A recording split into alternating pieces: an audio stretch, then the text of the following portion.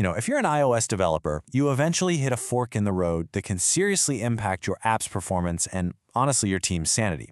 So today, we're getting into one of the most important UI architecture choices you can make: storyboards versus XIBs.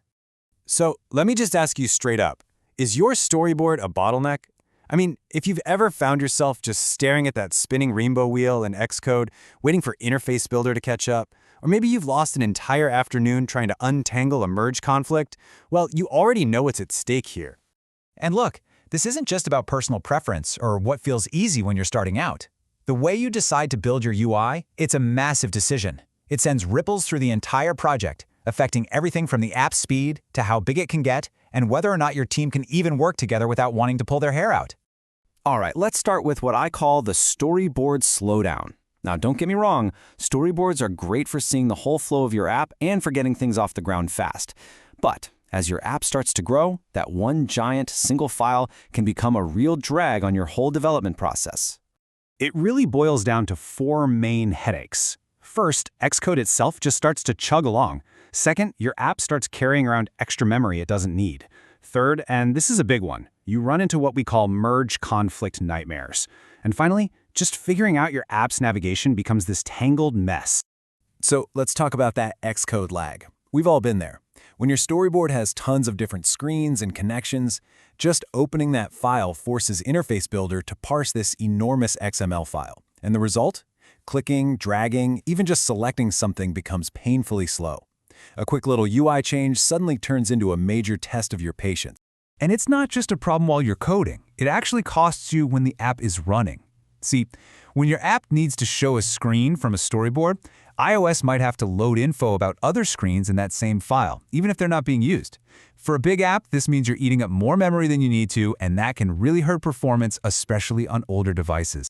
And then, oh boy, the thing that gives development teams nightmares: merge conflicts. Think about it. A storyboard is just one giant, complicated XML file. So if you and a teammate change anything on it, and I mean anything, like you move a button 1 pixel, you can trigger a Git conflict.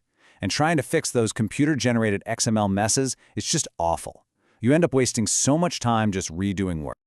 Okay, enough of the doom and gloom. This is not some impossible problem. Actually, the solution is a really well-known practice that brings speed, organization, and just sanity back to your UI development.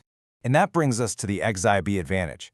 An XIB file, which you also make an interface builder, is basically a blueprint for just one single thing. One view or one view controller. That's it. It's small and it's focused by design, and that right there is the key to fixing all the problems we just talked about. The real beauty of using XIBs is how perfectly they solve each problem. All of a sudden, Xcode is snappy again because you're only loading tiny, manageable files.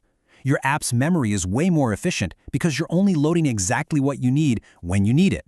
Teamwork gets 1,000 times better because everyone's working in different files, which basically gets rid of those merge conflicts. And the cherry on top, your UI becomes way more reusable. Let's just put it all side by side. It's pretty clear, right? When you look at Xcode's speed, memory usage, and teamwork, the pattern is just undeniable. Large storyboards are laggy, XIBs are fast. Storyboards have high memory overhead, XIBs are lean. Storyboards lead to merge conflicts, XIBs let your team work independently. This isn't just a small difference, it's a total game changer for efficiency. Now, does this mean storyboards are just bad? No, of course not.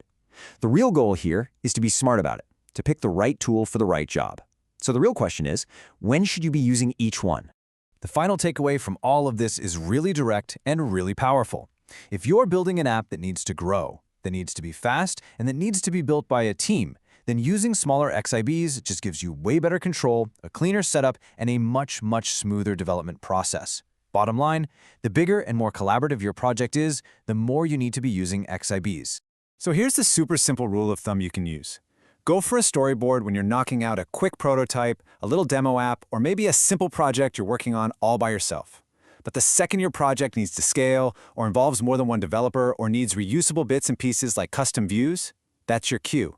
It's time to use XIB. And that really brings us to the final question I want to leave you with. When you look at the project you're working on right now, or you start planning your next big feature, is it time to rethink your approach? Maybe that one giant storyboard is finally ready to be broken down into something leaner, faster, and actually built for the future.